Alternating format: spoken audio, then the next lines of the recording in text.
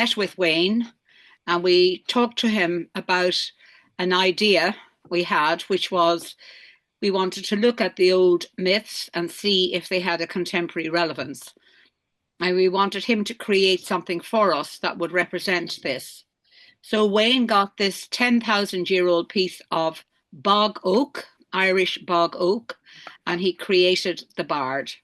So from the ancient bog, we have this contemporary sculpture. It's quite heavy, and I do look after it now because Fiona got a beautiful piece of leather for us to keep the Bard. She was quite unhappy with the way in which I had not been minding it. Anyway, so that's the story of the actual Bard and the physical Bard. And we have been meeting ever since, every year, looking at the old myths and exploring them, and definitely finding relevance every time. That's it, Sandy. Back to you. Great. So I'm just going to, will you spot me, Chaobang?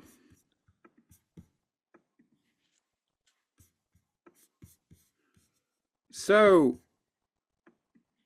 the person we're dealing with is this amazing Sessa, whose journey began in northern Sudan, and she, with her partner Fintan MacBochna, the shape-shifting shaman who lived for 5,500 years, and Sessa's journey, and here we have it laid out. It began in northern Sudan, up to Egypt, across to Mesopotamia and Babylon, then down to the land of the Hebrew tribes, and then over to Greece and Rome and Germany.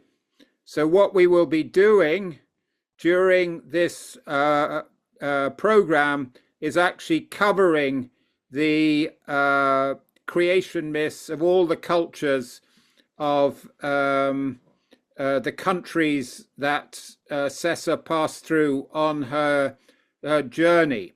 And we are going to include the German myths, which we've been working on fairly extensively. We're halfway through a recording of the Nordic myths, but we've also been looking at the German myths, particularly with Peter and Marlon and a few others. So we're going to include the Norse myths and their creation myths this time. So that's the plan. And what we will also be having is a couple of Mythic Minds evenings that are extra but included on Saturdays. And we have two exciting inputs. One is our good friend John Ashton has been immersing himself in the Old Testament. So in conversation, I said to him, why don't you tell us what your experience of reading this canonical work from beginning to end. He makes no claims to be an academic or a scholar in this regard, but I think you'll find his take on having read it from Genesis to Job will be extremely interesting. And then Chaobang, who's John's son, is also going to do an evening on Chinese and Japanese creation myths. And I think that could also be very interesting. And we may have another later on, possibly the origins of monotheism and how that grew out of the Enuma Elish as well. So that is the plan. And in order to get going, what we'd like you to do is we go into breakout groups, which, as many of you know, is the modus operandi of the Bard. The mythic method is we hear stories and we immerse in them, and then we talk about them. We reflect on them, and we talk about how we were touched by them. And from that process, we then become tellers ourselves, and we end up with a retelling. And I think one of the things that's particularly powerful about these myths is they act as, they don't make any claim to truth, but they act, I believe, as a sort of mirror.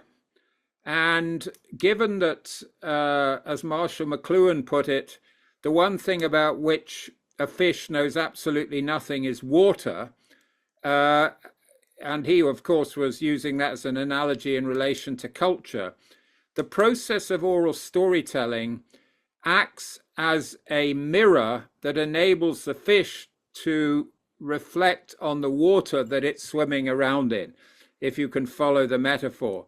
It acts as a reflection because the myths are a contradictory mix of both familiar and unfamiliar. So they don't claim to truth, but they're just a very useful vehicle. So in a world that's dealing increasingly with the use of the word myth as lie, I think the one antidote to myth as lie is myth as truth. So the antidote to myth is myth. So that's very much what we're doing on the Bard. We're telling these stories in the old oral tradition, except today we're doing it more in terms of the Old Testament, those foundations. So, but anyway, into small groups. Just say a little bit about yourself and what drew you to this particular 9 ways. What are you excited about?